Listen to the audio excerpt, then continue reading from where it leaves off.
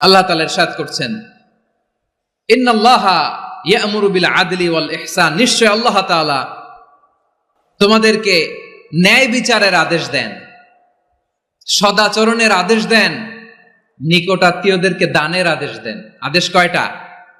আওয়াজ করে সবাই বলুন তো কয়টা?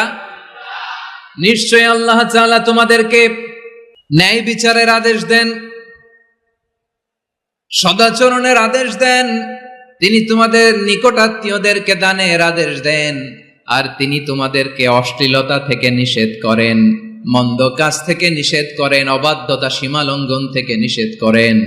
তিনি তোমাদেরকে উপদেশ দেন যাতে তোমরা শিক্ষা গ্রহণ করো। সুবহানাল্লাহ। উপদেশ দিচ্ছে স্বয়ং কে? তিনটা জিনিসের আদেশ। ইয়া'মুরু বিল আদল,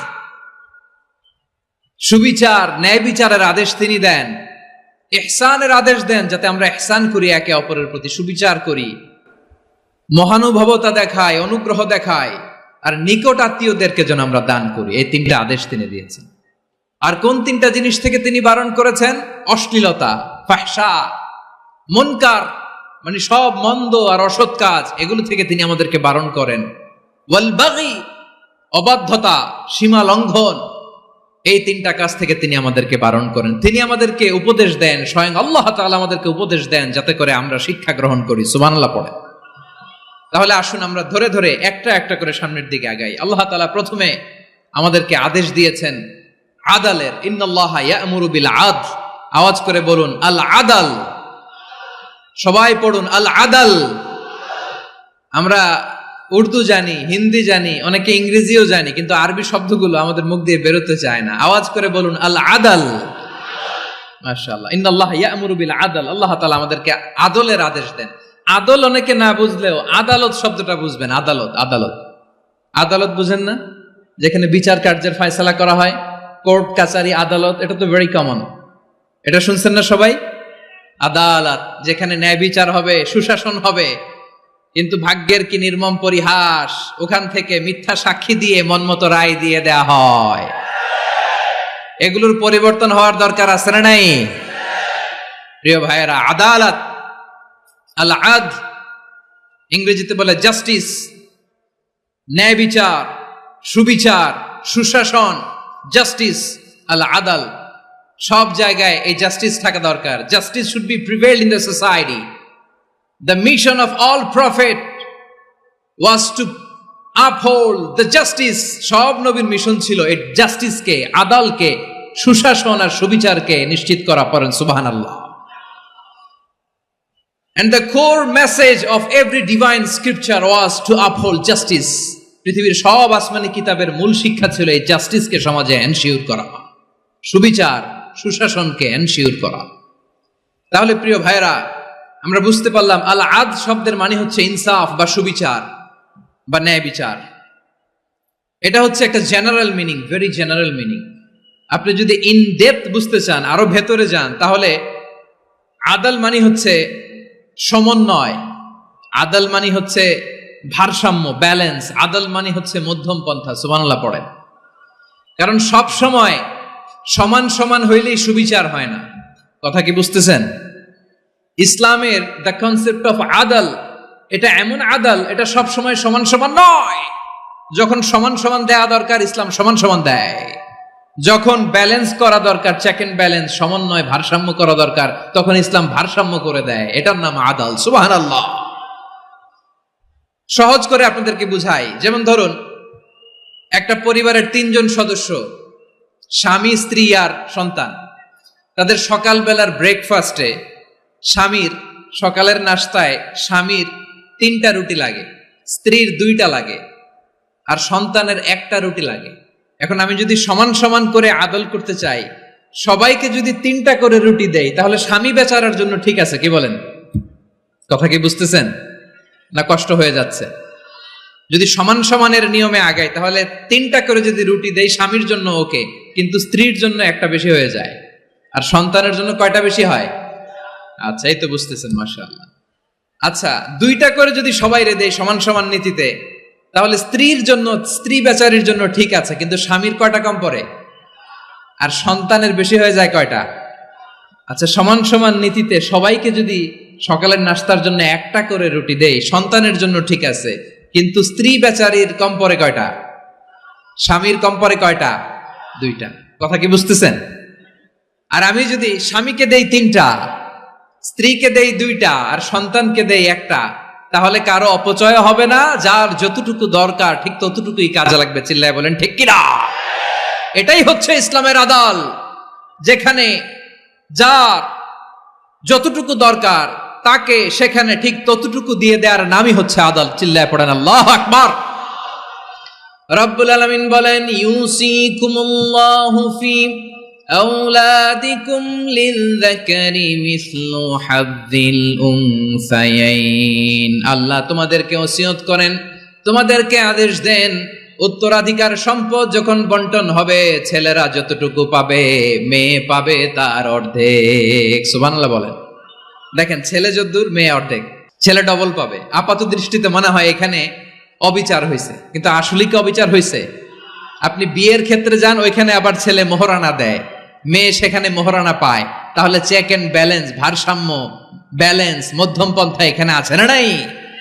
এটাই হচ্ছে ইসলামের আদল। আল্লাহ তাআলা এই আদলের আদেশ দিয়েছেন, সুবিচার, ন্যায় বিচার, সুশাসন এবং ভারসাম্যের আদেশ দিয়েছেন। প্রিয় ভাইয়েরা, একটি শান্তিময় সমাজ, একটা সমৃদ্ধ সমাজ, একটা মানবিক সমাজ যদি আমরা পেতে চাই, এই আয়াতের মধ্যে যতগুলো পয়েন্ট আছে সবগুলোর বাস্তবায়ন লাগবে। কথা বুঝতে পেরেছেন?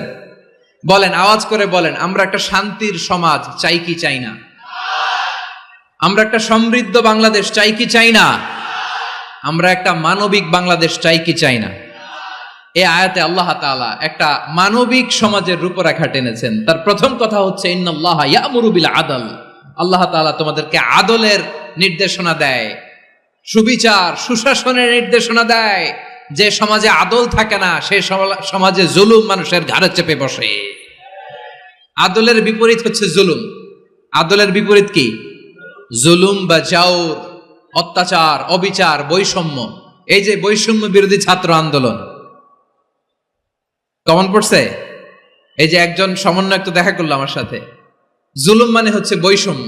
বৈষম্যের স্থান ইসলামে নাই, অবিচারের স্থান ইসলামে নাই, জুলুমের স্থান ইসলামে নাই। আল্লাহ তাআলা বলেন যে আমি জুলুমকে নিজের জন্য হারাম করেছি এবং তোমাদের জন্য হারাম করেছি। বিশ্বনবী ফরমান, আল্লাহ তাআলা বলেন হাদিসে কুদসিতে, ইয়া ইবাদি ইন্নী হারামতুয যুলমা আলা নাফসি ওয়া জাআলতুহু বাইনাকুম মুহাররামান ফালা তাযালামু। আমার গোলামেরা শোনো, নিশ্চয় আমি আল্লাহ তাআলা জুলুমকে আমি আমার উপরে হারাম করেছি, অনুরূপভাবে জুলুম করাকে তোমাদের উপরেও হারাম করেছি। ফলে ফালা তাযালামু, তোমরা একে অপরের সাথে জুলুম করো না। নির্দেশনাটা কার? খবরদার, জুলুমের সাথে আমাদের কোনো সম্পর্ক, জুলুমের সাথে ইসলামের কোনো সম্পর্ক নাই। আল্লাহ তাআলা জালিমদের জন্য কঠিন শাস্তি প্রস্তুত করে রেখেছেন। যারা এই আদলকে ভুলুণ্ঠিত করে জুলুমের রাস্তায় হাঁটতে চায়, তাদের প্রাপ্য কিয়ামতের ময়দানে বুঝিয়ে দিবে কে? আল্লাহ তাআলা তাদের প্রাপ্যকে বুঝিয়ে দিবেন। এজন্য বিশ্বনবী বলে, খবরদার, তোমরা ইনসাফ করবে, আদল করবে, জুলুম করবে না। আয-যুলমু যুলুমাতুন ইয়াউমাল কিয়ামা, জুলুম কিয়ামতের দিন অন্ধকার হয়ে জালিমের ঘাড়ে চেপে বসবে। আবার বিশ্বনবী বলতেন, ইত্তাকি দাওয়াতাল মাজলুম, খবরদার, তোমরা মজলুমের কান্নাকে ভয় করো। ফাইন্নাহু লাইসা বাইনাহু ওয়া বাইনাল্লাহি হিজাব, কেননা মজলুমের কান্নার মাঝে আর আল্লাহর আরশের মাঝে কোনো পর্দা থাকে না। বিশ্বাস হয়? এই কথা বিশ্বাস হয়? এর জলজ্যান্ত প্রমাণ তো আমরা নিজেরাই দেখলাম। হ্যাঁ, মজলুমের কান্না ফুলে ফেপে মহিরুহ হয়ে, পাহাড়ের মতো হয়ে, বিস্ফোরিত হয়ে জালিমের মসনদকে ছারখার করে দিয়েছে। এর প্রমাণ তো আমরা নিজেরাই তো দেখলাম। জালিমের পরিণতি কি হয় আমরা জীবদ্দশাই তো দেখলাম। এমনও কোনো জুলুম নাই যে হয় নাই, ঠিক কিনা বলেন? আহারে জুলুম, আহারে জুলুম। রিসেন্টলি আয়না ঘরের কিছু ছবি প্রকাশিত হয়েছে সোশ্যাল মিডিয়ায়, দেখেছেন আপনারা?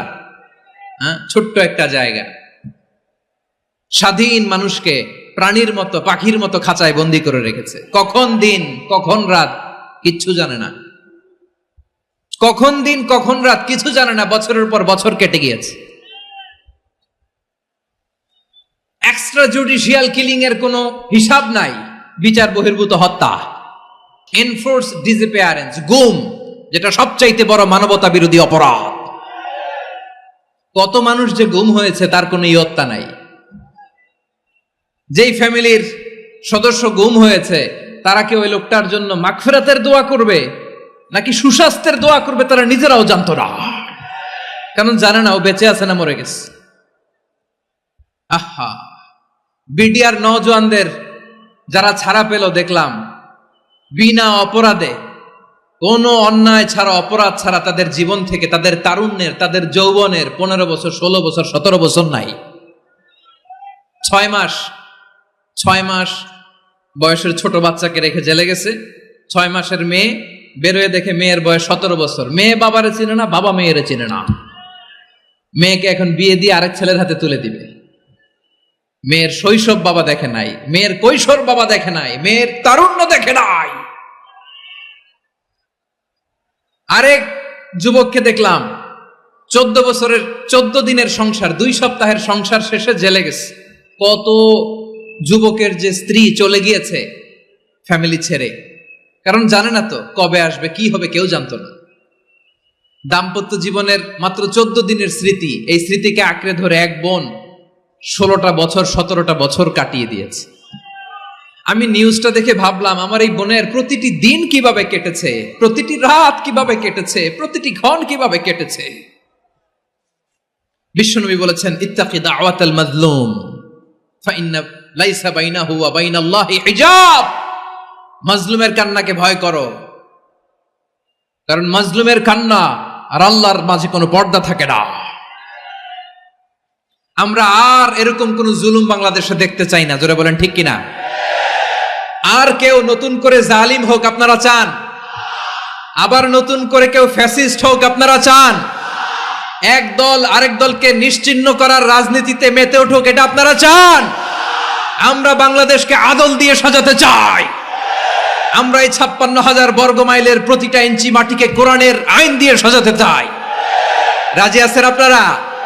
কারা কারা রাজি দেখান হাত তোলে আল্লাহকে।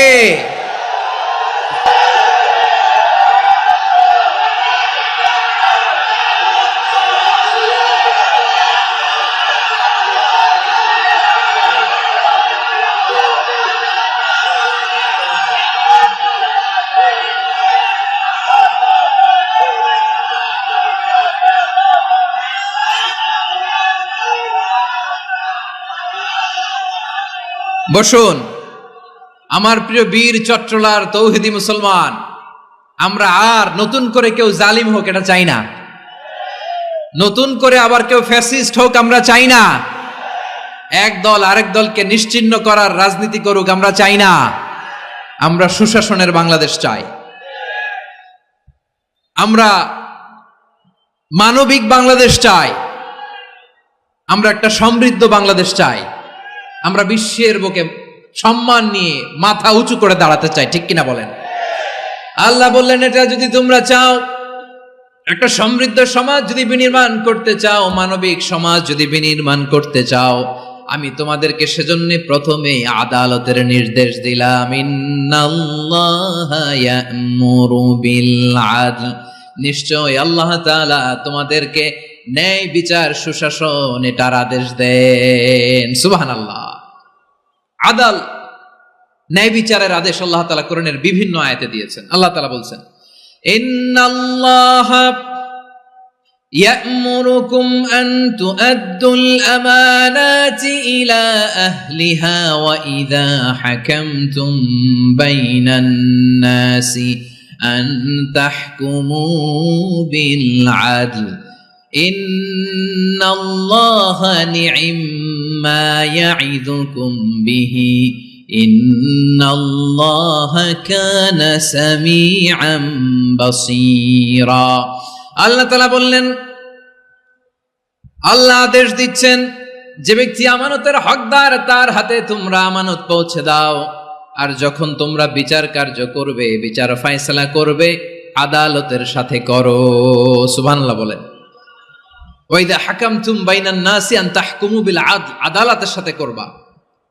আল্লাহ তাআলা বলেন যারা জাজ হবে, বিচারক হবে, তাদের যদি বাদী বিবাদীর কারো সাথে শত্রুতা থাকে, কারো সাথে যদি কোনো ধরনের রেষারেষি থাকে, আল্লাহ বলেন বিচার কার্য করতে যে ওই শত্রুতা রেষারেষির কারণে আদালতের বাইরে যে অবিচার করে বিচার করো না। ওয়ালা ইয়াজরিমান্নাকুম শানাআনু কওমিন আলা আল্লা তা'দিলু ই'দিলু হুয়া আকরাবু লিত্তাকওয়া ওয়াত্তাকুল্লাহা ইন্নাল্লাহা খাবীরুম বিমা তা'মালুন। খবরদার কোন জাতির প্রতি, কোন গোষ্ঠীর প্রতি, কোন গোত্রের প্রতি আক্রোশ যেন তোমাদেরকে ন্যায় বিচার থেকে দূরে সরিয়ে না দেয়, বরং আমি আল্লাহর আদেশ হলো ই'দিলু, তোমরা আদল করো, ন্যায় বিচার করো, সুবিচার করো, সুশাসন প্রতিষ্ঠা করো। হুয়া আকরাবু লিত্তাকওয়া, এটাই তাকওয়ার সবচেয়ে কাছাকাছি। সুবহানাল্লাহ বলেন।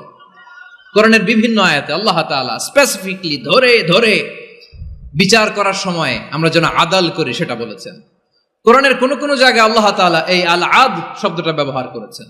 আবার একই জিনিস ইনসাফ, সুবিচার, সুশাসন, ন্যায় বিচার, ন্যায় পরায়ণতা বুঝাতে আল্লাহ তাআলা কখনো কখনো আল কিসত শব্দটা ব্যবহার করেছেন।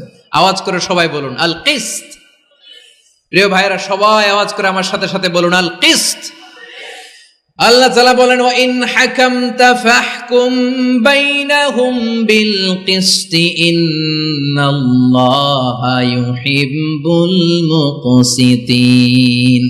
যখন তুমি বিচার করবে, বিশ্বনবীকে উদ্দেশ্য করে অ্যাড্রেস করে বললেন, নবী হে, ইহুদিরা কোনো বিষয়ে মীমাংসার জন্য যদি আপনার দরবারে আসে, যদি বিচার করতে হয়, খবরদার অবিচার করবেন না। ফয়সালা যেটা করবেন কিসতের সাথে করবেন, ন্যায় পরায়ণতার সাথে করবেন, কারণ ইন্নাল্লাহা ইউহিব্বুল মুকসিতিন, নিশ্চয় আল্লাহ রাব্বুল ইজ্জাত ন্যায় পরায়ণশীলদেরকে বড্ড ভালোবাসেন। সুবহানাল্লাহ বলেন। ন্যায় পরায়ণ লোকদেরকে আল্লাহ তাআলা বড্ড ভালোবাসেন। অন্য আয়াতে আল্লাহ তাআলা বলছেন وَنَضَعُ الْمَوَازِينَ الْقِسْطَ لِيَوْمِ الْقِيَامَةِ فَلَا تُظْلَمُ نَفْسٌ شَيْئًا। আমি কিয়ামতের দিন ন্যায় পরায়ণতার মানদণ্ড স্থাপন করব, যেটাকে আমরা মিজানের পাল্লা বলি। আল্লাহ বলেন ন্যায় বিচারের মানদণ্ড কিয়ামতের ময়দানে আমি আল্লাহ স্থাপন করব। সেদিন কারো প্রতি বিন্দু পরিমাণ, এক চুল পরিমাণ অবিচার করা হবে না, কোনো অবিচার করা হবে না। সেদিন সুশাসন হবে, সুবিচার হবে, ন্যায় পরায়ণতার সাথে বিচার হবে। আওয়াজ করে পড়েন আল্লাহু আকবার। তাহলে প্রিয় ভাইরা, যে তিনটি বিষয়ে আল্লাহ তাআলা আমাদেরকে আদেশ দিয়েছেন, তার প্রথমটা হচ্ছে আদালত, ইনসাফ, সুবিচার, ন্যায় বিচার। এটা আমরা চাই কি চাই না? বিশ্বনবী ন্যায় বিচার, ন্যায় পরায়ণতা, সুশাসন প্রতিষ্ঠিত করেন কি করেন নাই? আপনারা বিশ্বনবীর সিরাত যারা পড়েছেন, আপনি দেখবেন বিশ্বনবীর সিরাতের পরতে পরতে, বাঁকে বাঁকে, সিরাতের বাঁকে বাঁকে এই আদালতের নমুনা মেলে। সুবহানাল্লাহ বলেন। ছোট্ট একটা নমুনা রাসূল সাল্লাল্লাহু আলাইহি ওয়াসাল্লামের আসসিরা আল আতরা থেকে ছোট্ট একটা নমুনা আপনাদের খেদমতে এখানে উপস্থাপন করি। বিশ্বনবী সাল্লাল্লাহু আলাইহি ওয়াসাল্লাম মক্কা বিজয় করলেন ৮ম হিজরিতে। মক্কা বিজয় শেষে তিনি কয়েক সপ্তাহ মক্কাতে অবস্থান করলেন। ইন দ্য মিন টাইম মক্কার একটা ভেরি প্রেস্টিজিয়াস এন্ড ডিগনিফাইড ফ্যামিলির নারী চুরিতে ধরা পড়ল। কিসে ধরা পড়ল? সবাই বলেন কিসে? আমাদের সমাজে আসেনি এটা? আছে? ছোট না বড়? হ্যাঁ, হিসাব করে শেষ করা যায় না। ৩.৫ লাখ কোটি টাকা নাই উন্নয়ন প্রকল্পের নামে। উন্নয়ন প্রকল্পের নামে ৩.৫ লাখ কোটি টাকা নাই। ৩.৫ লাখ কোটি টাকা লিখতে পারবেন আপনি? এক টানে লিখতে পারবেন? বুঝতেছেন কত বড় সংখ্যা? বনু মাখজুমিয়া গোত্রের এক নারী মক্কায় চুরিতে ধরা পড়ল।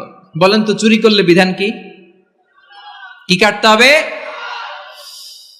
চুরির বিধান হলো হাত কেটে দাও। তাও সেটা গোপনে নয়, প্রকাশ্যে জনসম্মুখে হাত কেটে দাও। বনু মাখজুমিয়া গোত্রের নারী যখন চুরিতে ধরা পড়লো, সাহাবারা চিন্তায় পড়ে গেলেন। সবেমাত্র মক্কার লোকেরা কালিমা পড়ে মুসলমান হয়েছে। ইসলামের আইন কানুন তেমন জানে না, ইসলামের শরিয়ার সাথে বেশি পরিচিত নয়। এখন যদি বিশ্বনবী চুরির যেই বিধান এটা যদি কায়েম করে হাত যদি কেটে দেয়, না জানি মক্কার লোকেরা আবার বিগড়ে যায়, না জানি মক্কার লোকেরা আবার মুরতাদ হয়ে যায়, না জানি মক্কার লোকেরা ইসলাম থেকে দূরে সরে যায়। চলো চলো সাহাবীরা মিলে পরামর্শ করলেন, চলো বিশ্বনবীর কাছে যে বলি, ও নবী, শুধু কেবলমাত্র একমাত্র এই নারীর জন্য চুরির হাত কাটার বিধানটা আপনি একটু থামিয়ে দেন। চুরির হাত কাটার যে বিধান এখানে একটু রহিত করে দেন, বাকিগুলা কইরেন মদিনাতে যে চলবে, কিন্তু মক্কায় এবারের জন্য মাফ করে দেন। কিন্তু কে বলবে? এই যে পরামর্শ, সাজেশন, এটা কে দিবে বিশ্বনবীর কাছে? সাহাবারা চিন্তায় পড়ে গেলেন। আল্লাহর নবীর সামনে দাঁড়িয়ে আল্লাহর দেয়া হুদুদ, আল্লাহর দেয়া বিধান থামিয়ে দেওয়া, মাফ করে দেওয়া, এই কথা বিশ্বনবীর সামনে বলার সাহস তো কেউ রাখে না। কেউ কেউ বলল, বিশ্বনবীর পালক পুত্র যায়েদ বিন হারেসার সন্তান উসামারে বিশ্বনবী নাতির মতো আদর করে, বড্ড বেশি ভালোবাসে উসামারে। এজন্য সাহাবারা উসামাকে বলতো হিব্বু রাসূলিল্লাহ, বিশ্বনবীর ভালোবাসা। কি বলতো? সাহাবীরা বললেন, বিশ্বনবীর ভালোবাসা হিব্বু রাসূলিল্লাহ, উসামারে পাঠাও। উসামারে বিশ্বনবী নাতির মতো স্নেহ করে, মায়া করে, ভালোবাসে। আমরা পারবো না, উসামা পারবে। সবাই মিলে ফুলিয়ে ফুসিয়ে ওসামাকে, ছোট্ট ওসামাকে রাজি করালো। ওসামা এমন এমন কথা যে তুমি বিশ্বনবীর কাছে বলতে হবে, পারবা নাকি? ওসামা বলে, পারবো। সাইয়েদনা ওসামা রাদিয়াল্লাহু তাআলা আনহু তরুণ সাহাবী বিশ্বনবীর কাছে গেলেন, যে বললেন, নবী, বনু মাখজুমিয়া গোত্রের এক নারী চুরিতে ধরা পড়েছে, এবারের জন্য কি এই মহিলাটারে মাফ করে দিলে হয় না? এবারের জন্য একটু ক্ষমা করা যায় না নবী? বিশ্বনবী বলেন, আতাশফাউ ফি হাদ্দিম মিন হুদুদিল্লাহ, তোমার এত বড় সাহস উসামা, তুমি আল্লাহর হাত, আল্লাহর দেয়া বিধান, এটার ব্যাপারে সুপারিশ করতে এসেছো? তোমরা কি জানো তোমাদের আগে যত কওম, যত গোত্র, যত জনপদ ধ্বংস হয়েছে তার কারণ ছিল তাদের মধ্যে গরিবরা অন্যায় করলে তারা বিচার করত, আর ধনীরা অন্যায় করলে তারা মাফ করে দিত। খবরদার! ওয়া আইমুল্লাহ লাউ আন্না ফাতিমাতা বিনতি মুহাম্মাদিন সারাকাত লাকাতা মুহাম্মাদুন ইয়াদাহা। বিশ্বনবী বললেন, ওরে ওসামা, বানু মাখজুমিয়ার ওই প্রেস্টিজিয়াস এন্ড ডিগনিফাইড ফ্যামিলির মেয়ে তো দূর কি বাত, অনেক দূরের কথা। জেনে রেখো ওসামা, আমার কলিজার টুকরা, নয়নের পুটুলি ফাতেমাও যদি মক্কার জমিনে আজকে এই চুরির দায়ে ধরা পড়তো, আমি বিশ্বনবী মুহাম্মাদুর রাসূলুল্লাহ ধরে ফাতেমার ডান হাতটা কেটে দিতে এক বিলম্ব দেরি করতাম না। ইন্নাল্লাহা ইয়া'মুরু বিল আদল, আমাদেরকে জাস্টিস শিখায়। পশ্চিমারা আমাদেরকে ইনসাফ শিখায়, আমাদেরকে সুশাসন শিখায়। আর ইনসাফ, সুশাসন, ন্যায় বিচার, সুবিচার, জাস্টিস কারে বলে বিশ্বনবীর বায়োগ্রাফি থেকে জেনে নাও। এই ছিল বিষ্ণু ঈসা ইসলামের আদালতের নমুনা। আপনি যদি সাইয়েদনা ওমরে ফারুকের জীবনের দিকে তাকান, এমন কঠোর, এমন বীর সেনানী ছিলেন। সাইয়েদনা ওমরে ফারুক যদি রাস্তার এই মাথা দিয়ে হাঁটা শুরু করতেন, শয়তান ওমরে ফারুককে দেখলে ওই রাস্তা রেখে দিয়ে অন্য রাস্তা দিয়ে হাঁটতো। সুবহানাল্লাহ। ওমরে ফারুক রাদিয়াল্লাহু তাআলা আনহু কি পার্সোনালিটি ছিল, কি পার্সোনালিটি! আমাদের এলাকায় ছোট বাচ্চারা রাতে ভাত খেতে চায় না, আমার মেয়েটাও খেতে চায় না। এই এটা দিব, ওইটা দিব, আজকে মাহফিলে আসার সময় বলে দিছে লিস্ট করে এটা এটা আনতে হবে। তো ছোট্ট বাচ্চাদের অনেক বায়না থাকে, ওরা রাতে খেতে চায় না। তো মায়েরা বিভিন্ন ভয় দেখায়, এই বাঘ আসবে, বাঘ আসবে খাও, এই ভূত আসবে, ভূত আসবে খাও। আপনারা কি বলেন চট্টগ্রামে? কি আসবে? হ্যাঁ, ভূত, ভূত, ভূত আসবে, বাঘ আসবে, খাও খাও খাও, তাড়াতাড়ি খাও। তো বাচ্চারা এগুলো শুনে ভয়ে খেতে শুরু করে। মদিনার জমিনেও একই ঘটনা ঘটতো। মদিনার ছোট্ট ছোট্ট সোনামণিরা খেতে চাইতো না। তো মায়েরা বলতো, হা হুয়া ইয়াতি উমর, হা হুয়া ইয়াতি উমর, ওই যে উমর আসতেছে, উমর। ওমরে ফারুকের কথা শুনলে বাচ্চারা একেবারে ঠান্ডা। সুবহানাল্লাহ পড়বেন না? প্রভু তুমি বলেছ রাসূল দেবে না, বলনি দেবে না ওমর, বলনি দেবে না হামজা তারিক, খালিদ বিজয় সমর। প্রভু তুমি বলেছ রাসূল দেবে না, বলনি দেবে না ওমর, বলনি দেবে না হামজা তারি, খালিদ বিজয় সমর, প্রভু তুমি বলেছ রাসূল দেবে না। আল্লাহু আকবার। ওমর ফারুক রাদিয়াল্লাহু তাআলা আনহু, ওনার কথা শুনলে গায়ের মধ্যে গুজবাম হয়, গায়ের পশমগুলো দাঁড়িয়ে যায়। সুবহানাল্লাহ বলেন। কি পার্সোনালিটি ছিল, কি ব্যক্তিত্ব ছিল। মুনাফিকরা ওমর ফারুককে জমের মতো ভয় পেতেন। শয়তান, খুদ শয়তান অন্য রাস্তা দিয়ে হাঁটতো। ওমর ফারুক রাদিয়াল্লাহু তাআলা আনহুর জীবনে যদি দেখেন, তাহলে সেখানে আপনি আদালতের, ইনসাফের, সুশাসনের, জাস্টিসের নমুনা দেখতে পাবেন। কয়টা শুনবেন? সাইয়েদনা ওমর ফারুকের রাদিয়াল্লাহু তাআলা আনহুর সন্তান আব্দুর রহমান মিশরে মদ খেয়ে মদ্যপ অবস্থায় ধরা পড়েছে। মদ খাওয়ার কারণে, মদ যদি কেউ পান করে আর যদি প্রমাণিত হয়, তার বিচার হলো 80 বেত। আওয়াজ করে বলেন কয় বেত?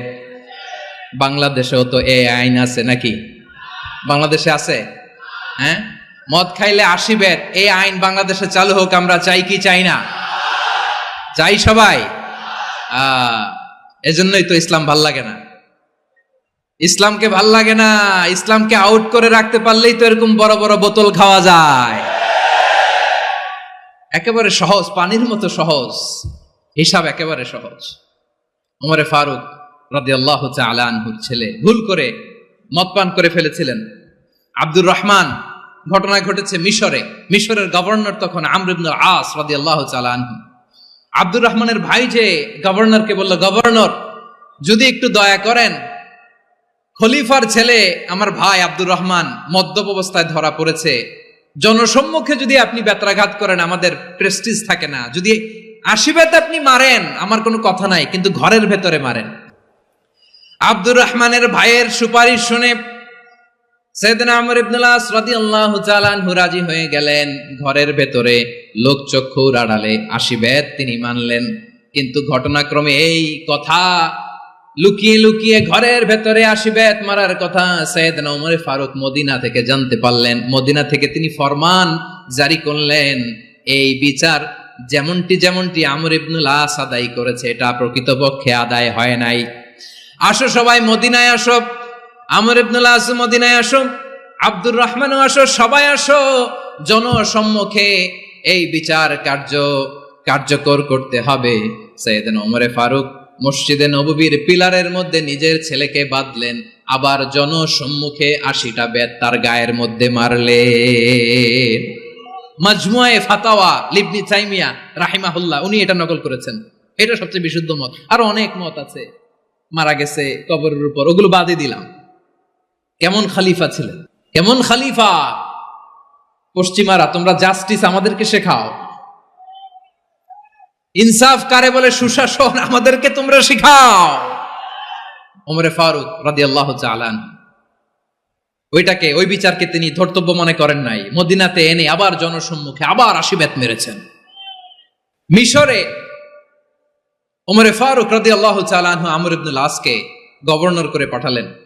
সেখানে আমর ইবনুল আসের ছেলে একটা প্রতিযোগিতায় রানার আপ হয়েছে। এক মিশরি সেখানে চ্যাম্পিয়ন হয়েছে। রানার আপ বুঝতে পেরেছেন তো? রানার আপ সেকেন্ড হয়েছে, এক মিশরি হয়েছে চ্যাম্পিয়ন প্রথম।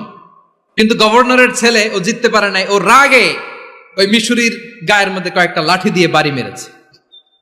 মিশরি যে মদিনাতে ওমর ফারুকের কাছে বিচার দিলেন, আপনার গভর্নরের ছেলে অন্যায়ভাবে আমার গায়ে হাত তুলেছে।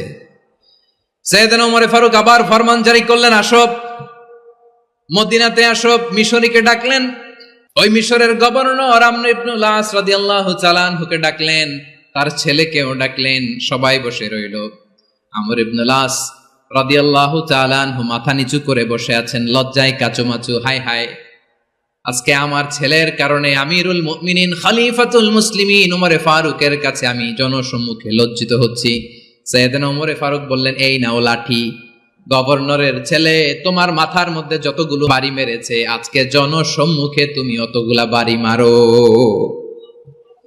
মিশরি বলে, থাক, আপনি যে ডেকে আনছেন সবার সামনে এটা বলছেন, এতেই আমি খুশি। আল্লাহু আকবার! আপনার মহানুভবতা দেখে আমি খুশি, আর অপমানের দরকার নাই। ওমর ফারুক বলে, না, খবরদার এই কথা মিশরি তুমি বলো না, মারো, যতগুলা বাড়ি মেরেছে মারো। বাধ্য হয়ে মিশরি আমর ইবনুল আসের সামনে ওনার কলিজার টুকরা সন্তানের মাথার মধ্যে বাড়ি মারতে আরম্ভ করলেন। ঠিক যতগুলা বাড়ি গভর্নরের ছেলে আমর ইবনুল আসের ছেলে মিশরির গায়ে মেরেছিল, মাথায় মেরেছিল, মিশরি গুনে গুনে ততটা মারলেন। এই দৃশ্য দেখে ওমরে ফারুক রেগে মেগে আগুন, রাগের চোটে রাগ সামলাতে না পেরে আর নিজেকে সামলাতে না পেরে মিশরিরে বললেন, ছেলেরে মারা শেষ হয়ে গেলে এবার বাবার টাক মাথার মধ্যে কয়েকটা বাড়ি মার। রাগের চোটে, আউট অফ অ্যাঙ্গার, রাগের চোটে যে আমার পাঠানো গভর্নর আমর ইবনুল আস তার ছেলেকে কেন আদব তারবিয়া কেন শিক্ষা দিতে পারে না, ছেলেরে মারা হইলে এবার আমর ইবনুল আসের মাথার মধ্যে দুইটা মারো। এটা রাগে বলেছেন, এটা শাস্তি হিসেবে না। সুবহানাল্লাহ পড়ে। তোমরা আমাদেরকে সুশাসন শিখাও, আমাদেরকে সুশাসন শিখাও। বিশ্বনবী বলেন আদল এটা যেন তেন বিষয় না, এটা দিয়েই মানবিক সমাজ গড়তে হবে। আল্লাহ তাআলা কিয়ামতের কঠিন ময়দানে যেদিন স্বামী স্ত্রীকে চিনবে না, স্ত্রী স্বামীকে দেখে পালিয়ে যাবে, বন্ধু বন্ধুরে চিনবে না, পীর সাহেব মুরিদরে চিনবে না, মুরিদ পীর সাহেবরে চিনবে না, দলের কর্মী তার নেতারে চিনবে না, নেতা তার কর্মীরে চিনবে না, বন্ধু বন্ধুরে দেখে পালাবে। এই কঠিন মুহূর্তে সূর্যটা মাথার কাছে চলে আসবে, জমিনটা তামার জমিন হবে, আজকের জমিনের মতো নয়। মানুষ ঘর্মাক্ত ক্লান্ত শ্রান্ত মাথার মগজগুলো কানের ছিদ্র আর নাকের ছিদ্র দিয়ে বেয়ে বেয়ে পড়বে। বিশ্বনবী ফরমান কিয়ামতের ওই কঠিন ময়দানে 7 শ্রেণীর ব্যক্তিকে রব্বুল আলামিন তার আরশের নিচে ছায়া দিবেন। তার মধ্যে প্রথম শ্রেণীর ব্যক্তি হলো ইমামুন আদিল। ইমামুন আদিল, ন্যায়পরায়ণ শাসক, যে ইনসাফের সাথে বিচার করে, যে জাস্টিস সমাজে সার্ভ করে, যে সুশাসন নিশ্চিত করে, ওই ইমামুন আদিল। আদিল শব্দটা বুঝছেন না? ইন্নাল্লাহা ইয়া'মুরু বিল আদল, পাইছেন? আদিল। 7 শ্রেণীর ব্যক্তিকে আল্লাহ তাআলা সুশীতল আরশের নিচে ছায়া দিবেন, যেদিন তার দেয়া ছায়া ছাড়া কোনো ছায়া থাকবে না। এর প্রথম হচ্ছে ইমামুন আদিল, ন্যায়পরায়ণ শাসক। চিল্লায় বলেন সুবহানাল্লাহ। আবার বিশ্বনবী বললেন ইন্নাল মুকসিতিনা ইনদাল্লাহি আলা মানাবিরা মিন নূর আন ইয়ামিনির রহমান। কিয়ামতের দিন যারা ন্যায়পরায়ণ হিসেবে আল্লাহর সামনে দাঁড়াবে, কিয়ামতের দিন রব্বুল আলামিন তার আরশের ডান দিকে ওই ন্যায়পরায়ণ লোকদের জন্য আরশের ডান দিকে একটা নূরের মিম্বারে তাদেরকে বসার সুযোগ করে দিবে। আল্লাহর আরশের ডান দিকে ন্যায়পরায়ণ লোকদের জন্য আল্লাহ তাআলা নূরের মিম্বার বানাবে। 4 কেন কথা মনে করেছেন? আল আদাল, জাস্টিস। ইন্নাল্লাহা ইয়া'মুরু বিল আদল। আল্লাহ তাআলা এই আদালতের নির্দেশনা দেয়, সুবিচার, সুশাসন। প্রিয় ভাইয়েরা, এটা আমরা বাংলাদেশে চাই কি চাই না? এই যে অরাজকতা, এই যে অন্যায়, এই যে জুলুম, এই যে ইনকনসিস্টেন্সি, সমাজের অসঙ্গতি, এর প্রধান কারণ জাস্টিস নাই, সুবিচার নাই, সুশাসন নাই। শেষবারের মতো আওয়াজ করে বলেন তো, আমরা বাংলাদেশে আদল চাই কি চাই না? তাহলে প্রথম নির্দেশনা শেষ। আল্লাহ তাআলা তোমাদেরকে আদলের আদেশ দেন। এরপরে আল্লাহ বললেন আমি তোমাদেরকে ইহসানের আদেশ দেই। ইন্নাল্লাহা ইয়া'মুরু বিল আদলি ওয়াল ইহসান। আমি তোমাদেরকে যেমনি আদলের নির্দেশনা দেই, তেমনি ভাবে তোমাদেরকে ইহসানের নির্দেশনা দেই। ইহসান, আওয়াজ করে সবাই বলেন তো ইহসান। সবাই বলেননি, সবাই বললে এতটুকু আওয়াজ হবে আমি বিশ্বাস করি না। আওয়াজ করে বলুন আল ইহসান। ইহসান মানে কারো প্রতি সফট হার্টেড হওয়া, মহানুভব হওয়া, অনুগ্রহ পরায়ণ হওয়া, অনুগ্রহশীল হওয়া, একে অপরের প্রতি দয়াদ্র হওয়া। একে অপরের প্রতি দয়াদ্র অনুগ্রহশীল হওয়া ছাড়া মানবিক সমাজ কশিনকালেও গঠন করা সম্ভব না। প্রিয় ভাইয়েরা, সুন্দর আচরণ দিয়ে, ইহসান দিয়ে যা জয় করা যায়, নরম আচরণ দিয়ে যেটা অর্জন করা যায়, কঠোরতা দিয়ে সেটা পারা যায় না। বিষ্ণু ঈসা ইসলাম ইহসান দিয়ে, কোমল আচরণ দিয়ে, তার অনুগ্রহ দিয়ে তিনি অনেক কাফিরের হৃদয়কে জয় করে ফেলেছেন। সাইয়েদনা সুমামা ইবনে উসাল রাদিয়াল্লাহু তাআলা আনহুর কথা মনে পড়ে যায়। তিনি ছিলেন ইয়ামামার বাদশা। মদিনাতে বিশ্বনবীকে হত্যা করার নিয়তে এসেছিলেন, গোপনে গোপনে বিশ্বনবীকে হত্যা করে আবার ইয়ামামাতে তিনি ফিরে যাবেন। কিন্তু কি অবাক করা কাণ্ড, হত্যা করতে পারে নাই, সাহাবাদের হাতে তিনি ধরা পড়ে গেলেন। সাইয়েদনা সুমামা ইবনে উসাল রাদিয়াল্লাহু তাআলা আনহু হত্যার নিয়তে আসলেন, কিন্তু হত্যা করতে পারলেন না। সাহাবারা ওনাকে ধরে ফেললেন, ধরে মসজিদে নববীর পিলারের মধ্যে বেঁধে রাখলেন। সুমামা ইবনে উসাল, সিরাত থেকে শুনি, সিরাত থেকে শোনাচ্ছি রাদিয়াল্লাহু তাআলা আনহু। ইয়ামামার অধিপতি ছিলেন। ইয়ামামা বিশ্বনবীকে হত্যার জন্য আসছেন, ধরা পড়ে গেছেন, এখন মসজিদে নববীতে বেঁধে রাখছে, তার মানে বন্দী। এখন স্ট্যাটাস কি? বন্দী, ক্যাপটিভ। বিষ্ণু ইসলাম সাহাবাদেরকে বললেন তার খোঁজ খবর নিও, সুমামা ইবনে উসালের খোঁজ খবর নিও। সাহাবারা বলেন, ইয়া রাসূলুল্লাহ, আপনাকে হত্যা করতে এসেছে, তার তো কঠিন ক্যাপিটাল পানিশমেন্ট হওয়া দরকার, কঠিন শাস্তি হওয়া দরকার। বিষ্ণু বললেন, না, আমি যেটা জানি তোমরা সেটা জানো না, তোমরা সুমামার সাথে ভালো আচরণ করো। বিশ্বনবী সুমামার কাছে গেলেন। প্রথম দিন যে তিনি কালেমার দাওয়াত দিলেন, ঈমানের দাওয়াত দিলেন, ইসলামের দাওয়াত দিলেন, রিসালাতের দাওয়াত দিলেন, আখিরাতের দাওয়াত দিলেন। পরের দিন যে বিশ্বনবী সালাতের দাওয়াত দিলেন, যাকাতের দাওয়াত দিলেন, ইসলাম কি, কিভাবে, কেমন করে পালন করতে হয় চমৎকার আর্টিকুলেট করতে শুরু করলেন। তন্ময় হয়ে সুমামা ইবনে উসাল রাদিয়াল্লাহু তাআলা আনহু বিশ্বনবীর কথাগুলো শুনতে আরম্ভ করলো। একদিন নয়, 2 দিন নয়, টানা 3 দিন বিশ্বনবী সুমামার কাছে ইসলামকে প্রেজেন্ট করেছেন, উপস্থাপন করেছেন। আওয়াজ করে বলেন, কয় দিন? 3 দিন। 3 দিন মসজিদে নববীতে বাঁধা। আর সাহাবীদেরকে বললেন তার খোঁজ খবর নিও, তোমরা যে রুটি বানাও এর মধ্যে সবচেয়ে ভালো আটার রুটিটা তারে দিও, সবচেয়ে রিফাইন্ড খেজুর, যেটা পিওর খেজুর, এটা তারে দিও। আর বিশ্বনবী নিজের উট থেকে দুধ দহন করে ওনার বাড়ির এক কর্মচারীকে বলেছেন, দুধ দহন করে সুমামার জন্য নিয়ে যেও। সুবহানাল্লাহ পড়বেন না? সবাই তো অবাক, ইয়ামামা থেকে আসছে নবীকে হত্যা করতে, বিশ্বনবী দেখে তারে জামাই আদর করে, তাকে মজার মজার খাবার দিও, দুধ দিও, আদর আপ্যায়ন করো। 1 দিন নয়, 2 দিন নয়, টানা 3 দিন বিশ্বনবী এভাবে সুমামার কাছে যে ইসলামকে প্রেজেন্ট করতে আরম্ভ করলেন, ইসলামকে উপস্থাপন করতে শুরু করলেন। আর তাকে চমৎকার এন্টারটেইনমেন্ট, আপ্যায়ন দিতে আরম্ভ করলেন। টানা 3 দিন যখন ইসলামের দ্য বিউটিজ অফ ইসলাম, ইসলামের সুমহান বাণী, সৌন্দর্য তার কাছে উপস্থাপন শেষ, বিশ্বনবী বললেন সাহাবাদেরকে, যাও এবার সুমামার হাতের পায়ের রশি দুটো খুলে দাও। সাহাবারা বললেন, ইয়া রাসূলুল্লাহ, কি বলেন আপনি? ও তো হত্যাকারী, সুযোগ পায় নাই, আপনারে মারতে পারে নাই, ছেড়ে দিলে আবার ও আপনার উপর তলোয়ার নিয়ে ঝাঁপিয়ে পড়বে। নবী, এই সিদ্ধান্ত আপনি নিতে যাবেন না। বিশ্বনবী বললেন, যেটা বলেছি সেটা করো, সুমামার রশিগুলো ছেড়ে দাও, সুমামার হাতে পায়ের রশিগুলো যে তোমরা খুলে দাও। সাহাবারা তর্ক জুড়ে দিলেন, লা ইয়া রাসূলুল্লাহ, এমনটা করবেন না, তো ভয়ঙ্কর ভয়ঙ্কর খুনি, কি জানি কি হয়ে যায়। বিশ্বনবী বললেন, না, তার হাতে পায়ের রশিগুলো খুলে দাও। সাহাবারা বিশ্বনবীর কথা মতো তার হাতে পায়ের রশিগুলো খুলে দিল।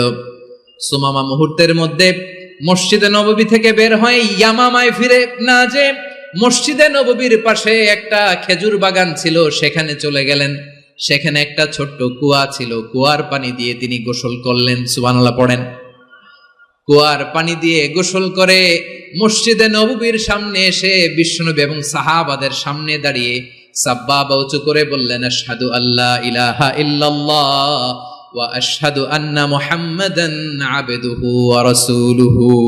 আল্লাহু আকবার। আমি সাক্ষ্য দিচ্ছি আল্লাহ ছাড়া কোনো ইলাহ নাই, আর মুহাম্মদ আল্লাহ তাআলার প্রেরিত বান্দা এবং রাসূল। প্রিয় ভাইয়েরা, ইহসান দিয়ে যা জয় করা যায়, কঠোরতা দিয়ে সেটা কঠিনকালেও জয় করা যায় না। আওয়াজ করে বলেন ঠিক কি না? এবার সুমামা দাঁড়িয়ে বলে, ওগো নবী, আমি তো কালিমা পড়ে মুসলমান হয়ে গেলাম, এবার শোনেন, এই মুহূর্তের আগে আপনার চেহারার চাইতে নিকৃষ্ট কোনো চেহারা আমার কাছে ছিল না, কিন্তু শাহাদা পাঠ করার পরে আপনার চেহারার চাইতে উত্তম শ্রেষ্ঠ কোনো চেহারা আমার কাছে আর নাই। ও নবী, আজকের দিনের আগে ইসলাম ধর্মের চেয়ে নিকৃষ্ট অপছন্দনীয় কোনো ধর্ম আমার কাছে ছিল না, কিন্তু এই মুহূর্ত থেকে ইসলামের চেয়ে সেরা শ্রেষ্ঠ পছন্দনীয় কোনো ধর্ম আমার কাছে নাই। নবী গো, আজকের দিনের আগে মদিনার চাইতে অপছন্দনীয় নিকৃষ্ট কোনো শহর আমার কাছে ছিল না, কিন্তু এই মুহূর্তের পর থেকে মদিনার চাইতে কোনো শ্রেষ্ঠ শহর আমার জানা নাই।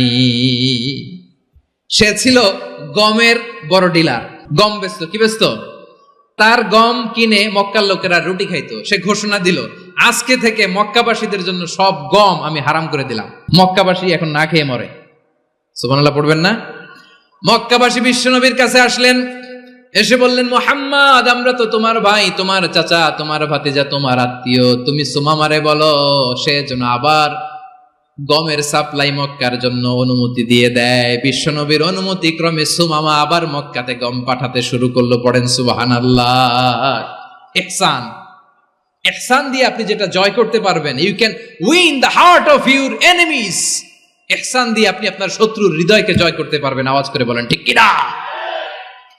এজন্য আল্লাহ বললেন, ওয়া আনফিকু ফি সাবিলিল্লাহি ওয়া লা তুলকু বিআইদিকুম ইলাত তাহলুকা ওয়া আহসিনু ইন্নাল্লাহা ইউহিব্বুল মুহসিনিন।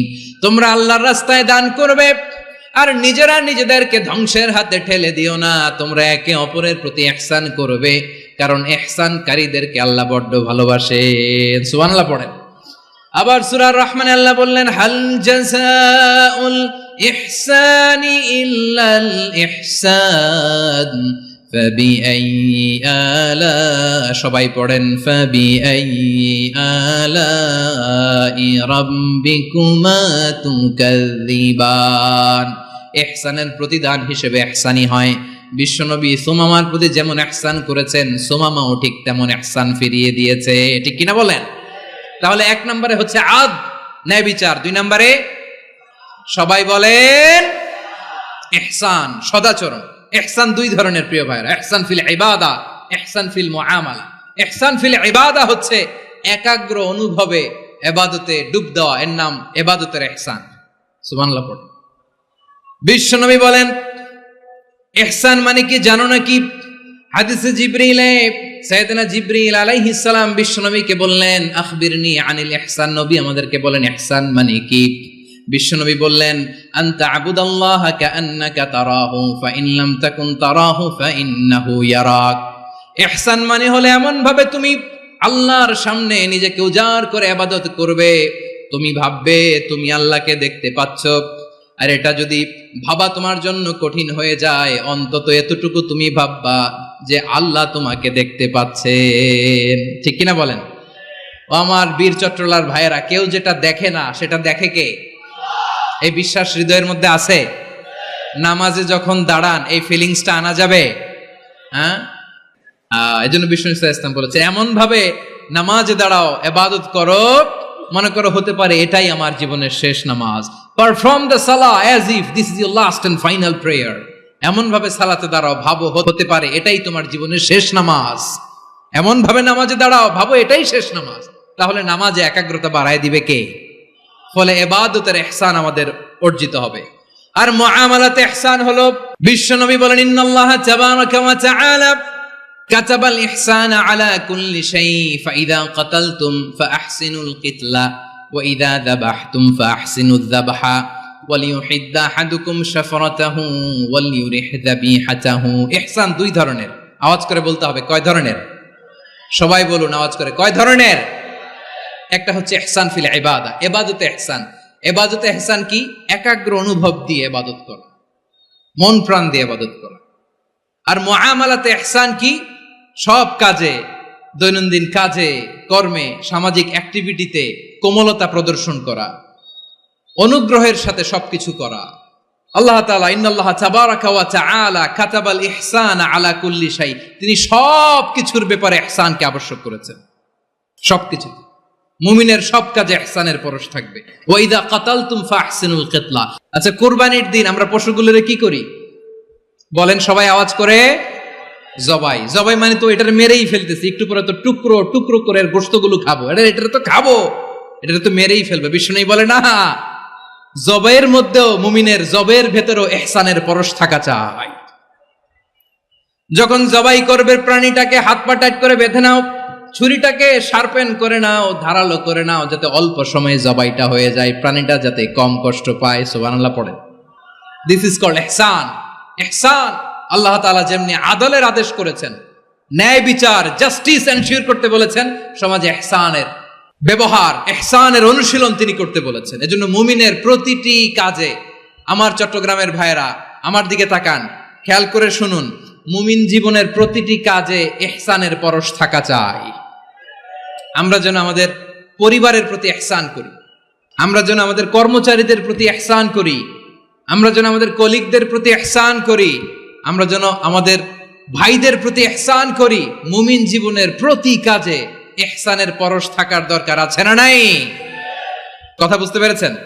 তাহলে আল্লাহ তাআলার 3টা আদেশ ছিল, কয়টা গেল? ভুলে গেছে, ভুলে গেছে চট্টগ্রাম। 3টা আদেশের মধ্যে কয়টা বললাম? প্রথমে কি ছিল? আদল। 2 নম্বরে, 3 নম্বরে রব্বুল আলামিন বললেন ওয়া ইতাইদিল কুরবা, নিকটাত্মীয়দেরকে দান করো, নিকট আত্মীয়দেরকে দাও, যারা তোমাদের ব্লাড কানেকশনের আত্মীয় তাদেরকে তোমরা দাও।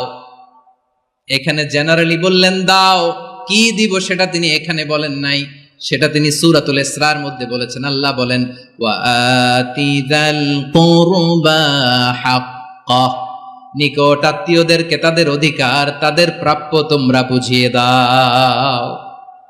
দেখেন, একটা শান্তির সমাজ, একটা সমৃদ্ধ সমাজ, একটা মানবিক সমাজ গঠনের জন্য আল্লাহ তাআলা বেশি না, মাত্র 3টা অর্ডার, 3টা ভার্ডিক্ট তিনি জারি করেছেন। 1 নাম্বার সুশাসন, ন্যায় বিচার। 2 নাম্বার ইহসান। 3 নাম্বার নিকটাত্মীয়, যারা কাছের, তোমার ভেরি ক্লোজ রিলেশনশিপে আছে, তাদেরকে দাও। দাও, দিলে বাড়িয়ে দেয় কে? অনেকে দিতে চায় না, কৃপণতা করে। দিলে বাড়ায় দেয় কে? ও মিয়া, মদিনার মধ্যে সবচাইতে গরিব সাহাবী ছিল বেলাল রাদিয়াল্লাহু তাআলা আনহু। ওনার এন্টায়ার অ্যাসেট, সম্পদের পরিমাণ কতদূর জানেন? একটা লুঙ্গি। বেলাল রাদিয়াল্লাহু তাআলা আনহু, ওনার টোটাল ওয়েলথের এস্টিমেশন হচ্ছে মাত্র একটা লুঙ্গি। একটা লুঙ্গি, টোটাল ওয়েলথ এস্টিমেশন, টোটাল সম্পদের পরি বেলাল রাদিয়াল্লাহু তাআলা আনহুর কি ছিল? কথা বোঝে নাই বোধহয়, কি ছিল? ওই বেলাল রাদিয়াল্লাহু তাআলা আনহুকে বিষ্ণু ইসলাম বলেছেন আনফিক ইয়া বেলাল, ও বেলাল তুমিও দাও। ওয়ালা তাখশা মিন যিল আরশি ইখলালা, আরশের অধিপতির তো কোনো ঘাটতি নাই, তুমি দিলে ওই আল্লাহ তোমারে বাড়ায় দিবে। এজন্য আমার প্রিয় ভাইয়েরা, দিলে কমে না, দিলে বাড়ে। অনেকে ধরে রাখে, নতুন কিছু নিতে পারে না, হাত দিয়ে যেটা ধরে রেখেছেন এটা দিয়ে দেন, বড় একটা ধরার সুযোগ পাবেন। জোরে বলেন ঠিক কিনা? ধরেন 5 কেজি ওজনের একটা ধরে রাখছেন, এখন 10, এটা না ছাড়লে 10 কেজি ধরতে পারবেন আপনি? আচ্ছা, 10 কেজির জিনিস একটা আছে হাতে, ওইটা যদি ছেড়ে দেন তাহলে না 15 কেজি ধরতে পারবেন। কথা বলেন ঠিক কিনা? তাহলে দিলে বাড়িয়ে দেয় কে? রব্বুল আলামিন বললেন 3 নাম্বার আদেশ হলো তোমাদের প্রতি সমাজটারে কেমন করে মানবিক সমাজ, সুন্দর সমাজ গড়বা। 3 নাম্বার আদেশ হলো ওয়া আতিদাল কুরবা হাক্কা, নিকটাত্মীয়দেরকে তাদের প্রাপ্য বুঝিয়ে দাও। এই নিকটাত্মীয়দেরকে তাদের অধিকার বুঝিয়ে দেওয়া, প্রাপ্য বুঝিয়ে দেওয়াতে আমাদের গাফলতি আছে না নাই? চট্টগ্রামে নাই? মাশাআল্লাহ আছে, আছে। অনেকে দেখবেন অনেক আল্লাহওয়ালা, তাহাজ্জুদ গুজার, সেজদা দিতে দিতে কপালে কালো দাগ ফেলে দিছে, সে তার বোনের হকটা আদায় করে নাই। আছে না নাই? হ্যাঁ, এখানেও আছে। সর্বনাশ। অনেক বড় হাজী সাহেব, বিশাল লম্বা দাড়ি, ছেলেরে সব দিয়ে দিছে, মেয়েরে কিছু দেয় নাই, মেয়ের হক আদায় করে নাই। আছে না নাই? এই হাজী সাহেবেরা, এই আল্লাহওয়ালারা কিয়ামতের ময়দানে আটকে যাবে। আপনি অন্যের অধিকার নষ্ট করেছেন, তাদের রাইটস কে ভায়োলেট করেছেন। এজন্য আল্লাহ তাআলা বলেন, কারো অধিকার যদি কেউ নষ্ট করে, ওই সমাজটা মানবিক সমাজ কঠিনকালেও হতে পারে না। এজন্য 3 নম্বর আল্লাহ বললেন ওয়া ইতাইদিল কুরবা, নিকটাত্মীয়দেরকে দাও। কি দিবা? তাদের অধিকার দিয়ে দাও। বোনের অধিকার বুঝিয়ে দাও, মেয়ের অধিকার বুঝিয়ে দাও, ফুফুর অধিকার বুঝিয়ে দাও। দেখবেন অনেক মায়েরা ছেলের পাতে মুরগির রান দেয়, মেয়ের পাতে দেয় মুরগির ঠ্যাং। এরকম আছে না নাই? ছেলেরা কি দেয়? মুরগির।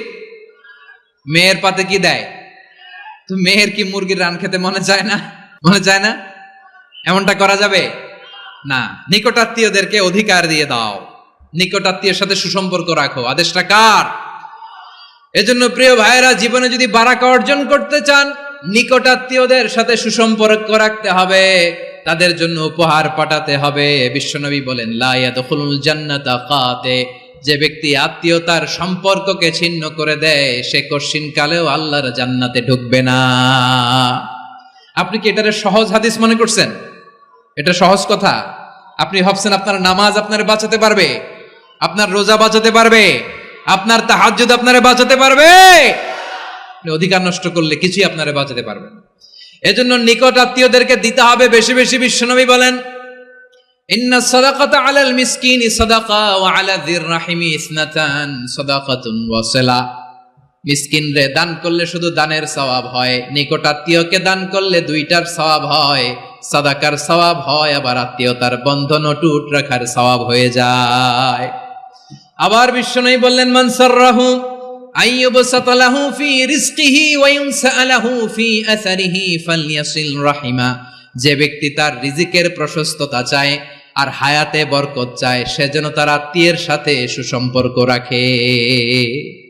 আমার প্রিয় চট্টলার ভাইয়েরা,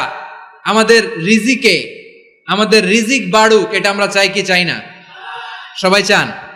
হ্যাঁ, আমাদের রিজিকে প্রশস্ততা আসুক, চাই কি চাই না? আমাদের হায়াতে বরকত আসুক, আমরা চাই কি চাই না?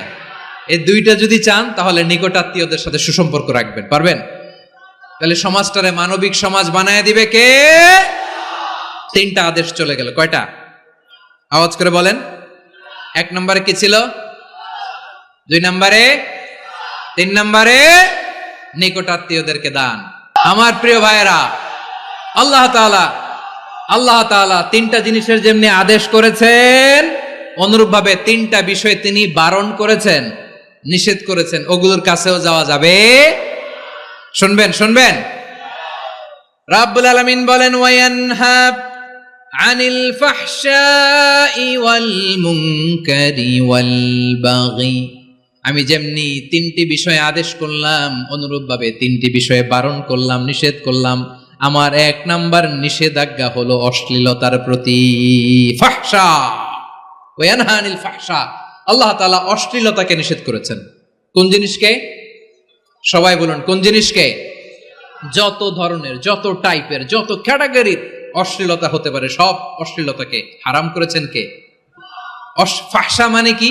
কথায়, কাজে, আচরণে, কমেন্ট, ফেসবুকের কমেন্টসে যত ধরনের নোংরামো আছে, যত ধরনের অশ্লীলতা আছে, এটাকে আরবিতে বলে ফাহশা। এটাকে কি বলে? রাব্বুল আলামিন বলেন, কুল ইন্নামা حرم ربي الفواحش ما ظهر منها وما بطن। ও নবী, আপনি বলে দেন, আমার রব প্রকাশ্য অপ্রকাশ্য, স্পষ্ট কিংবা অস্পষ্ট, দৃশ্যমান কিংবা অদৃশ্যমান সব অশ্লীলতাকে হারাম করেছেন। সব ধরনের অশ্লীলতা হারাম, সব ধরনের। আল্লাহ তাআলা আমাদেরকে অশ্লীলতা থেকে বাঁচায়, অশ্লীলতা থেকে তিনি আমাদেরকে হেফাজত করুক। পড়েন আমিন। এবার বলেন, আমাদের সমাজে অশ্লীলতা আছে না নাই? চট্টগ্রামে নাই? আমি কই নাই, ওনারা বলে আছে। দেখছেন, আমি সামহাও বাঁচায় দেওয়ার ট্রাই করতেছি, ওনারা বলে আছে। অশ্লীলতা নানা ভাবে, নানা নামে, নানা মোড়কে আমাদের সমাজে আছে না নাই? সংস্কৃতির নামে, ফ্যাশনের নামে, বিনোদনের নামে, উপন্যাসের নামে, কনসার্টের নামে অশ্লীলতা আছে না নাই? আপনি দেখেছেন কনসার্টগুলোর অবস্থা? এই যে আতিফ আসলাম যে আসছে আমাদের দেশে, তারপর কে কে আসছে, আমাদের তরুণ তরুণীরা, আমাদের যুবক যুবতীরা, আমাদের জেনজিরা, কি অবস্থা ওইখানে? হ্যাঁ, কি অবস্থা? কে বাঁচাবে ওদের? কে রক্ষা করবে ওদের ইমানের, ওদের চরিত্রের হেফাজতের গ্যারান্টি কে দিবে? কনসার্টের নামে অশ্লীলতা আছে না নাই? ছেলে মেয়ে একে অপরকে জড়ায় ধরতেছে, একে অপরকে চুমো খাচ্ছে, প্রকাশ্যে, দিবালোকে, গণমানুষের সামনে। আল্লাহ তাআলা এই অশ্লীলতা থেকে আমাদেরকে বেঁচে থাকতে বলেছেন, বেঁচে থাকতে বলেছেন। রূপালী জগতের নামে অশ্লীলতা আছে না নাই? এই টার্মটা আপনারা জানেন না? রূপালী জগৎ কি জগৎ? আসলে কি রূপালী জগৎ না অন্ধকার জগৎ? আমার বোনেরা, আপনাদেরকে যে কি বলে তারা বুঝায়, রূপালী জগৎ শুনেই আপনি ভরকে যাবেন না। রূপালী জগতে যে নারী যত বেশি উলঙ্গ সে নাকি তত বেশি সাহসী। জানেন, বলে এটা একটা সাহসী নারী, খুব সাহসী পদক্ষেপ তার। যত বেশি শরীর থেকে কাপড় নামাতে পারবে, যত বেশি বস্ত্রহীন হয়ে নিজেকে প্রেজেন্ট করতে পারবে, সে নাকি তত বেশি সাহসী। আমার চট্টলার ভাইয়েরা, শয়তানের প্রথমে এজেন্ডা ছিল বনি আদমকে বস্ত্রহীন করা। সে আদম এবং হাওয়া আলাইহিস সালামকে নিষিদ্ধ গাছের ফল খাইয়ে তাদেরকে বস্ত্রহীন করেছে। এই জামিনেও সে আমাদেরকে বস্ত্রহীন করতে চাইবে। এই রূপালী জগতের নামে তারা এটা করে। আমার প্রিয় বোনেরা, আপনি জানেন না আপনার দাম কত। ওরা আপনাদেরকে বিজ্ঞাপনের সস্তা পণ্য বানাতে চায়। ওরা আপনাদেরকে ওদের ভোগের লিপসার টুলস বানাতে চায়। ওরা আপনাদেরকে দিয়ে ওদের খায়েশ পূরণ করতে চায়। এটা আপনাদের জন্য মোটেও ডিগনিটি নয়, এটা আপনাদের জন্য সম্মান নয়। আপনার সম্মান শালীনতায়, আপনার সম্মান হেজাবে, আপনার সম্মান ভদ্রতায়, আপনার সম্মান আপনার ডিসেন্ট পোশাকে। পোশাক বলে দেয় এই নারীটা ভদ্র না অভদ্র। পোশাক বলে দেয় এই মেয়েটা কোন ঘরের মেয়ে। আওয়াজ করে বলেন ঠিক কিনা? আপনি জানেন না, আপনারা সস্তা পণ্য বানায়, ভোগের পণ্য, বিলবোর্ডে আপনাকে উলঙ্গ করে উপস্থাপন করে। এই অশ্লীলতার সাথে ইসলামের কোনো সম্পর্ক। এজন্য আল্লাহ বলেন, আমি অশ্লীলতাকে হারাম করেছি। অশ্লীলতাকে হারাম করার প্রথম কারণ হলো এর মাধ্যমে মানবতাকে অপমানিত করা হয়। কারণ মানুষের সম্মান মানুষের পোশাকে। মানুষ যখন পোশাকহীন হয়ে যায়, বস্ত্রহীন হয়ে যায়, তার সম্মান কমে যায়, ঠিক কিনা? অশ্লীলতাকে হারাম করার প্রথম কারণ হচ্ছে মানুষ মানুষকে অপমান করে। একটা নারী, সে তো সম্মানিত। নারী যে কত সম্মানিত, নারীরা এটা বুঝেই নাই। বিশ্বনবী বলেন, আর দুনিয়া কুল্লুহা মাতা ওয়া খায়রু মাতা'আদ দুনিয়া আল মারআতুস সালিহা। আমার বোনেরা, 5টা প্যান্ডেলে আপনারা এলইডিতে আমার আলোচনা শুনছেন, আমি জানি। আপনাদের এই গর্ভ যে কত দামি আপনি জানেন না। আপনার পেট থেকেই আসবে আগামী দিনের সালাহুদ্দিন আল আইয়ুবী। আপনার পেট থেকেই আসবে অনাগত দিনের ইমাম মাহদী আল মুনতাযর। আপনার পেট থেকেই আসবে অনাগত দিনের ফয়সাল, ওয়াসিম, মুগ্ধ, আবু সাইদের মতো বীর যোদ্ধা।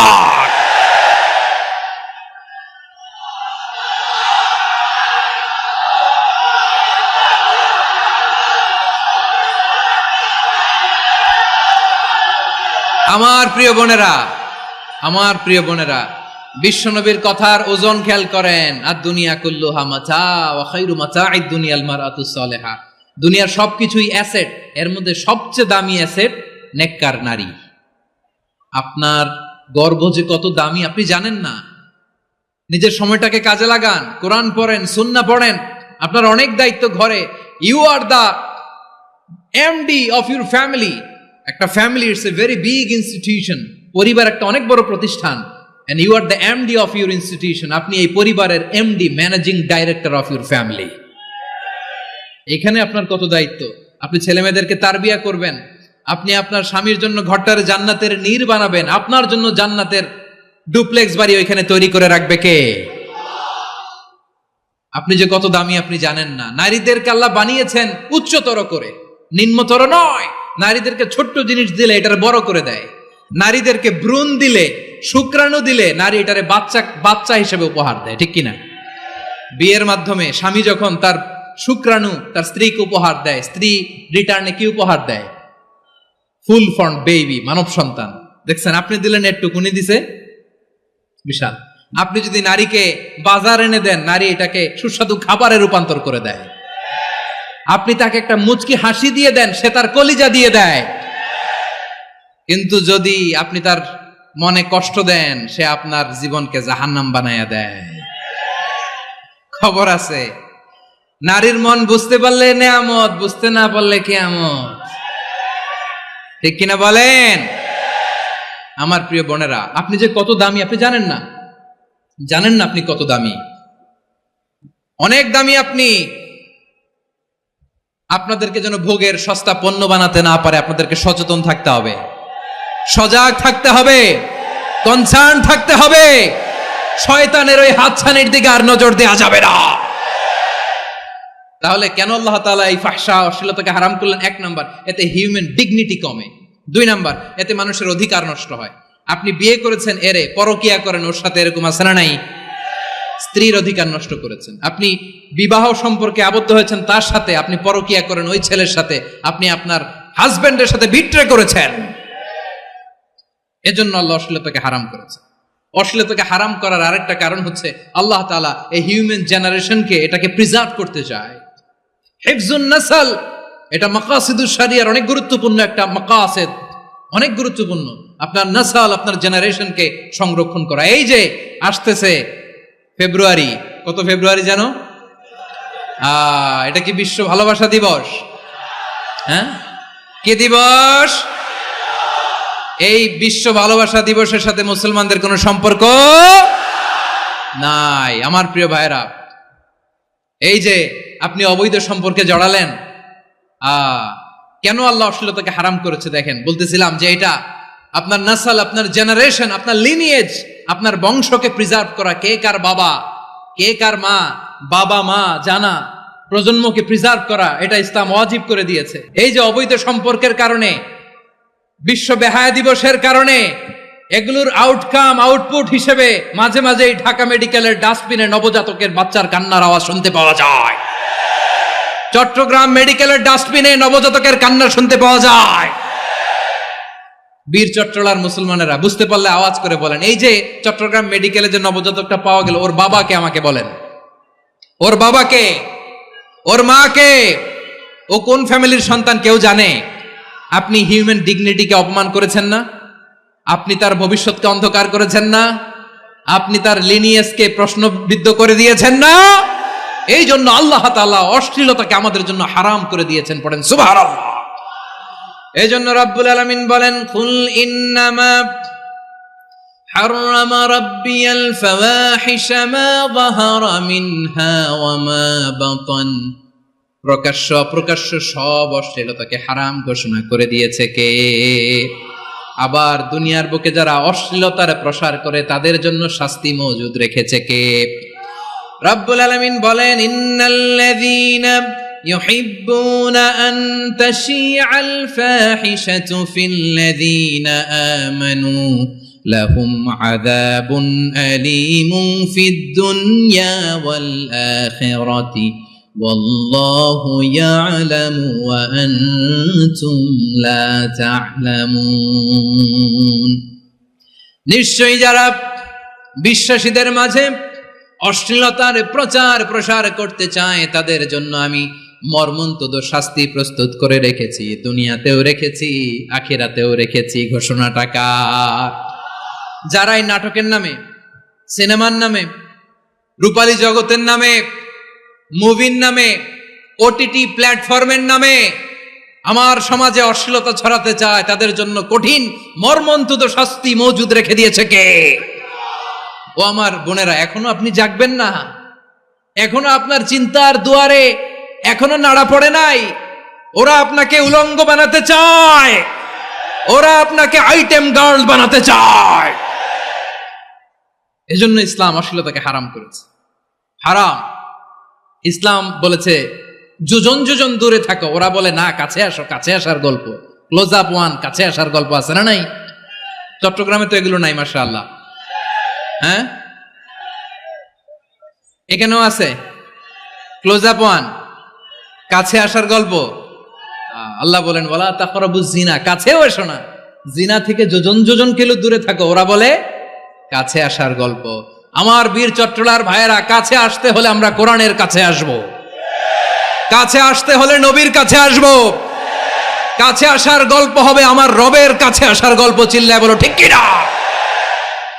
আওয়াজ করে বলুন, অশ্লীলতার সাথে আমাদের কোনো সম্পর্ক আমরা এই সমস্ত ক্লোজ আপ ওয়ান, কাছে আসার গল্পের প্রোগ্রামে যাব। আমরা কোন ধরনের অশ্লীল কন্টেন্ট সোশ্যাল মিডিয়ায়, টিভিতে দেখব। কি যুগ যে আমরা কাটাচ্ছি আপনি কল্পনা করতে পারবেন না। নারী পুরুষের বস্ত্রহীন যুগল দৃশ্য, এটাকে দিয়ে ওরা কোটি ডলারের ইন্ডাস্ট্রি বানিয়েছে। পুরো মানব ইতিহাসে এরকম জঘন্য সময় মানব ইতিহাস পার করে নাই। শরীফ থেকে শরীফা শুনছেন আপনারা? দেখতে পুরুষ, আসলেই পুরুষ, সুস্থ একজন পুরুষ, 4 সন্তানের বাবা, বলে আমি মনে মনে নারী। দেখতে নারী, সুস্থ নারী, আসলেই সে দিব্যি একজন নারী, বলে আমি মনে মনে পুরুষ। সুস্থ পুরুষ তার বায়োলজিক্যাল গ্রোথকে হরমোন দিয়ে স্টপ করে দিয়ে সে সার্জারি করে নারী হতে চায়। সুস্থ নারী পুরুষ হতে চায়। পুরুষ পুরুষের প্রতি সেক্সুয়ালি আকর্ষণ বোধ করে। এটা লূত আলাইহিস সালামের কওমের মধ্যে ছিল। এটাকেও আল্লাহ কোরআনে ফাহিশা বলেছেন। ওয়ালুতান ইয قال لقومه أتأتون الفاحشة ما سبقكم بها من أحد من العالمين। লূত আলাইহিস সালাম বললেন, তোমরা কি এমন এক অশ্লীল কার্যক্রমে ডুব দিলে নাকি যেটা গোটা বিশ্বের কেউ কখনো করে নাই, তোমরাই প্রথম করেছো। পড়েন নাউযুবিল্লাহ। এই পশ্চিমের এই রোগ আমার দেশে যেন আসতে না পারে, আমাদের সজাগ থাকতে হবে। প্রিয় ভাইরা, চিল্লায় বলেন ঠিক কি না? পশ্চিমের অবস্থা ভয়ঙ্কর। পাশ্চাত্যে আমি যুক্তরাষ্ট্রে ছিলাম অনেকদিন, কয়েক মাস, বিভিন্ন স্টেটে ঘুরেছি। গার্ডিয়ানরা উদ্বিগ্ন। ছেলে মেয়েদেরকে, ছোট্ট ছেলে মেয়ে, ওদেরকে জিজ্ঞেস করে, তুমি how do you feel right now inside yourself? তুমি ভিতরে ভিতরে কেমন ফিল করো? তোমার কি ছেলে ছেলে লাগে না মেয়ে মেয়ে লাগে? আচ্ছা বলেন, এই ছোট্ট বাচ্চাটা ওকে এগুলো জেন্ডার অ্যাসাইনমেন্ট বলতে এগুলো কিছু বুঝে? এইভাবে মিসগাইড করা হচ্ছে। কৌতূহল বশত ছোট্ট ছেলে যদি বলে আমার তো মেয়ে মেয়ে লাগে, তখন বলে যে না তুমি মেয়ে, ছেলে না। মা বাবা বাধা দিলে ওকে আলাদা গভর্নমেন্ট হাউসে নিয়ে যায়। ভয়ঙ্করতম অবস্থা। আমরা একটা সময় শুনতাম যে হুজুর আমার ছেলেটা খুব ভালো, হাফেজে কোরআন, আল্লাহওয়ালা। হুজুর আমার ছেলে দাড়ি রাখছে, আল্লাহওয়ালা। হুজুর আমার ছেলে 5 ওয়াক্ত সালাত জামাতের সাথে পড়ে, তার মানে আল্লাহওয়ালা। পশ্চিমে যে আমি কি শুনছি জানেন? ওরা বলে হুজুর আমার ছেলেটা ইউনিভার্সিটির একটা মেয়ের সাথে প্রেম করে, ও খুব আল্লাহওয়ালা, হুজুর দোয়া করবেন। এর কারণ ওদের কাছে আল্লাহওয়ালার ক্রাইটেরিয়া হচ্ছে হুজুর আমার ছেলেটা আরেক ছেলেরে পছন্দ করে নাই, আমার মেয়েটা আরেক মেয়েকে ভালোবাসে নাই, এজন্য আমার ছেলেটা আল্লাহওয়ালা, হুজুর ওর জন্য একটু দোয়া করে দিয়েন। কি চ্যালেঞ্জ ওরা ফেস করতেছে। ওনার ছেলে যে আরেক ছেলেরে বিয়ে করবে না, এটাতেই উনি খুশি যে আলহামদুলিল্লাহ আমার ছেলেটা একটা মেয়েরে ভালোবাসে, আমার মেয়েটা একটা ছেলেরে ভালোবাসে, মানে এটা খুব আল্লাহওয়ালা। নাউজুবিল্লাহ পড়তে পারলেন না? এজন্য অশ্লীলতার সাথে আমাদের কোনো সম্পর্ক। রব্বুল আলামিন বলেন ওয়ায়ানহা আনিল ফাহশাই ওয়াল মুনকারি ওয়াল বাগি।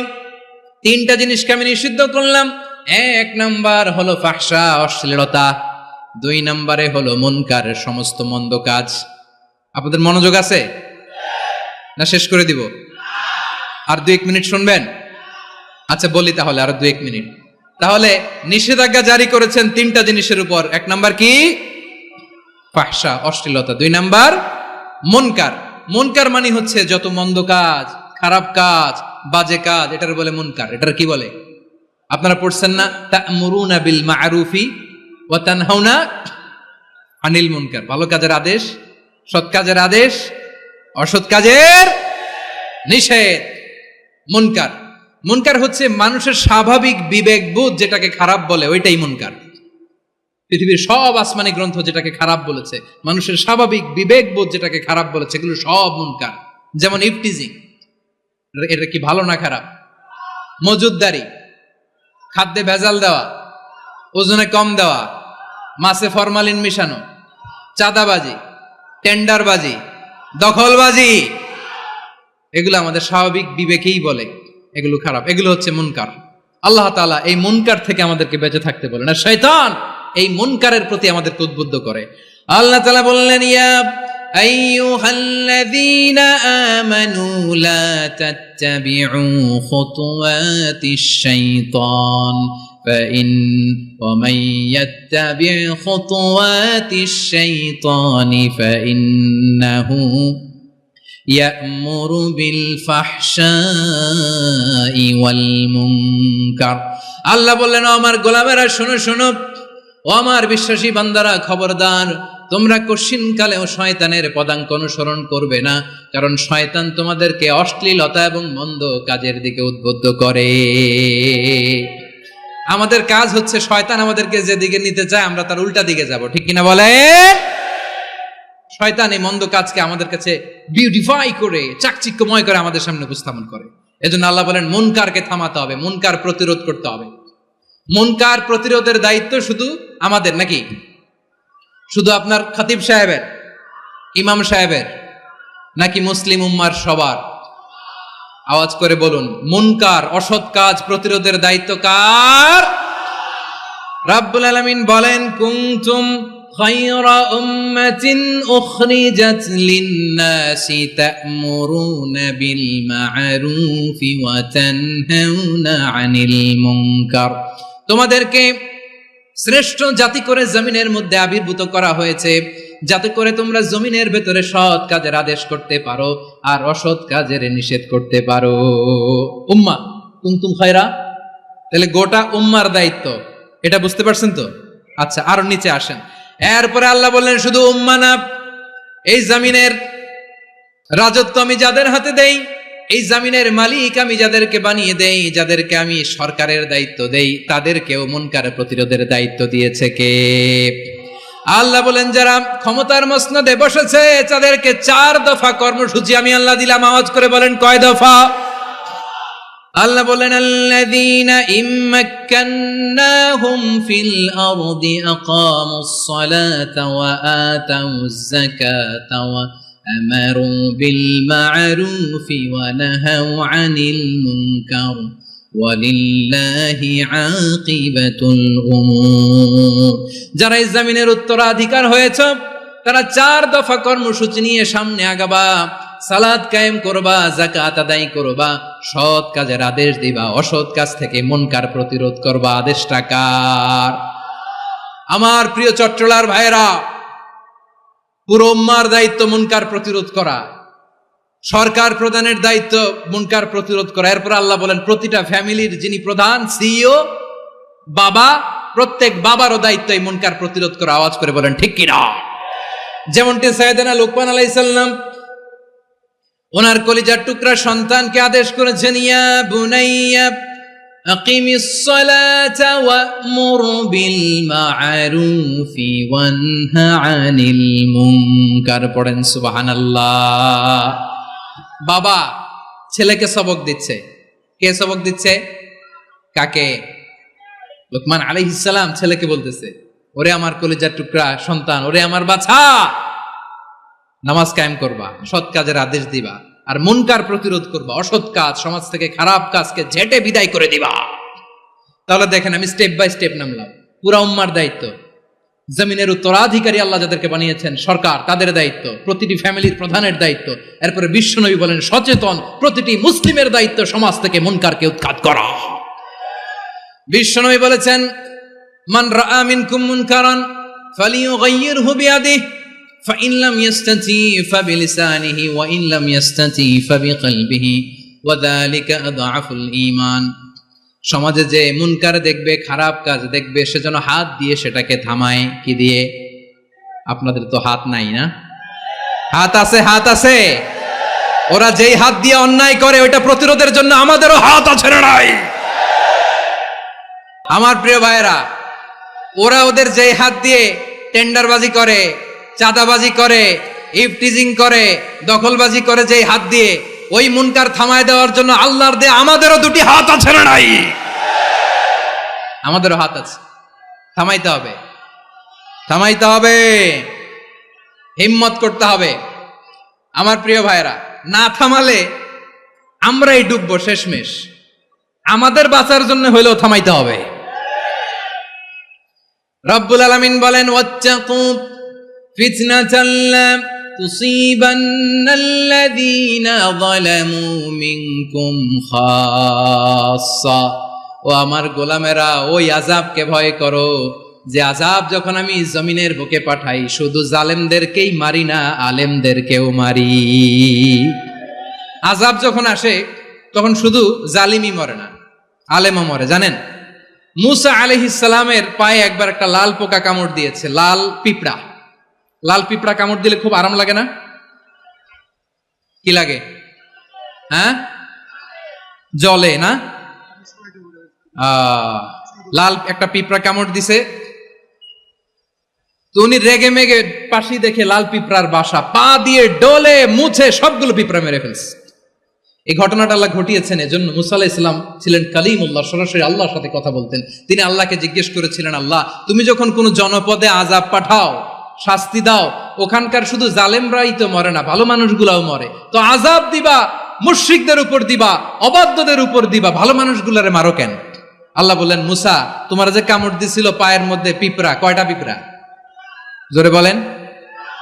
একটা পিঁপড়া, তো সবগুলারে মারলা কেন? রেগে মেগে পুরো পিঁপড়ার বাসা ভেঙে ম্যাসাকার করলা কেন? এই মুসা, আমি যখন অ্যাকশনে যাই, আমি যখন শাস্তি দেই, তখন এত বাস বিচার করা হয় না, বাস বিচার করা যায় না। যখন অ্যাকশনে যাওয়া হয় ওইটা ডাইরেক্ট অ্যাকশন হয়ে যায়। চিল্লায় বলো ঠিক কিনা? এজন্য আমাদের বাঁচার জন্য হলে ওই পাপ থামাতে হবে, এই শয়তানের অট্টহাসি থামাতে হবে, অন্যায় অপরাধ সমাজ থেকে আমাদের থামাতে হবে। কারণ আযাব আসলে ওরাও মরবে, আমরাও মরব। একটা জাহাজ 2 তলা, আপনি আছেন 2য় তলায়, শুনতেছেন? শুনতেছেন? জাহাজ কয় তলা? আপনি কোন তলায়? 2য় তলায়। নিচের তলার কিছু লোক জাহাজের তলা ছিদ্র করতে আরম্ভ করছে। কি ছিদ্র করতেছে? আচ্ছা, জাহাজের তলা ছিদ্র করলে তলা দিয়ে কি ঢুকে? এখন আপনি যদি বলেন আমার কি, আমি তো 2 তলায়, আমার কি, আমি তো সেফ, আমি ইন দ্য সেফ জোন, আমি তো ভালো আছি, আমি তো ভালো আছি, ওরা ছিদ্র করে ওরা মরবে। আসলে কি শুধু ওরা মরবে, নাকি তলা ফুটো হলে ভিতরে পানি ঢুকলে আপনারও সলিল সমাধি হবে? তলা দিয়ে যখন পানি ঢুকবে, জাহাজ ঢুকলে আপনিও মরবেন। এজন্য নিজে মরার আগে ওই পাগলগুলোর নিচতলায় যে থামাতে হবে। চিল্লায় বলেন ঠিক কিনা? এজন্য আল্লাহ বললেন, মুনকার প্রতিরোধের দায়িত্ব সমাজের টপ টু বটম সবার। পুরো আম্মার দায়িত্ব, সরকার প্রধানের দায়িত্ব, প্রতিটি ফ্যামিলির প্রধান বাবার দায়িত্ব, বিশ্বনবী বললেন প্রতিটি সচেতন মুসলিমের দায়িত্ব। এজন্য মুনকার প্রতিরোধ করার দরকার আছে না নাই? সমাজে এই যে ইফটিজিং হয়, আপনার বোনের বয়সী একটা মেয়েকে কিছু বকাটে টিটকারি করে, এই বলে সেই বলে, নোংরা কথা বলে, রাস্তায় দেখেও আপনি পাশ দিয়ে না দেখার মতো চলে যান কেন? আপনি দাঁড়ান না কেন? আপনি দাঁড়ালেই তো থেমে যাবে, কারণ সত্যের যে শক্তি তার সামনে মিথ্যা মুখ থুবড়ে পড়ে। আপনার সামনে ও কিছুই না, নাথিং। আপনি দাঁড়ান, ওকে প্রশ্ন করেন যে আমার বোনকে তুমি ডিস্টার্ব করো কেন? আপনাকে দেখে আরো 5 জন দাঁড়াবে, 5 জনকে দেখে আরো 10 জন দাঁড়াবে। আমাদের নীরবতা আর আমাদের নিশ্চুপ থাকাই জালিমদেরকে আরো শক্তিশালী জালিম বানিয়েছে। এজন্য মুনকার প্রতিরোধের দায়িত্ব আমাদের সবার। টেন্ডারবাজি, চাঁদাবাজি, দুর্নীতি, অপরাধ, দখলদারিত্ব, মজুদদারি, এগুলো সব কিছু একসাথে প্রতিরোধ করতে হবে। ঠিক কিনা বলেন? একটা মানবিক সমাজ যদি চাই, প্রতিরোধ করতে হবে। প্রিয় ভাইয়েরা, আল্লাহর শপথ নিয়ে বলি, এই নাসিহাতগুলো সবার জন্য, সব দলের জন্য, সব মতের মানুষের জন্য। আমরা কোনো দলের প্রতি মানুষকে ডাকি না, আমরা ডাকি ইসলামের দিকে। সব দলের, সব মতের, সব মানুষদেরকে আমরা আহ্বান জানাই, আসুন আমরা একটা সুন্দর সমাজ বিনির্মাণ করি। এই যে নতুন বাংলাদেশের এক সুযোগ এসেছে, আর জীবনে হয়তো আসবে না, সামনের 100 বছর এই সময় আসবে না। আসুন দেশটাকে আমরা সাজাই, আসুন আমরা দুর্নীতি বন্ধ করি, আসুন আমরা চাঁদাবাজি বন্ধ করি, আসুন আমরা দখলদারিত্ব বন্ধ করি, আসুন আমরা এক দল আরেক দলকে নিশ্চিহ্ন করার যে রাজনীতি, এটা বন্ধ করি। সব দলের প্রতি আমার আহ্বান, যে কোনো দলে এই প্র্যাকটিসটা থাকার দরকার আছে না নাই? চাঁদাবাজদের সাথে আপনারা নিজেদেরকে মুক্ত ঘোষণা করবেন যে এরা আমার দলের কর্মী হতে পারে না। আমরা চাঁদাবাজ মুক্ত বাংলাদেশ চাই, জুলুম মুক্ত বাংলাদেশ চাই, ফ্যাসিজম মুক্ত বাংলাদেশ চাই, গুণ খুন খারাপি মুক্ত বাংলাদেশ চাই। আমরা নতুন ভোরের বাংলাদেশ চাই। ওই বাংলাদেশ পাওয়ার জন্য মুনকার প্রতিরোধে অন্যায় প্রতিরোধী যদি বাঘের বাচ্চার মতো আবু সাঈদের মতো দুই হাত উঁচু করে বুককে টান টান করে প্রসারিত করে দাঁড়াতে হয়, রাজি আছো মুসলমান? কারা কারা রাজি? আল্লাহকে হাত দেখিয়ে প্রতিজ্ঞা করো।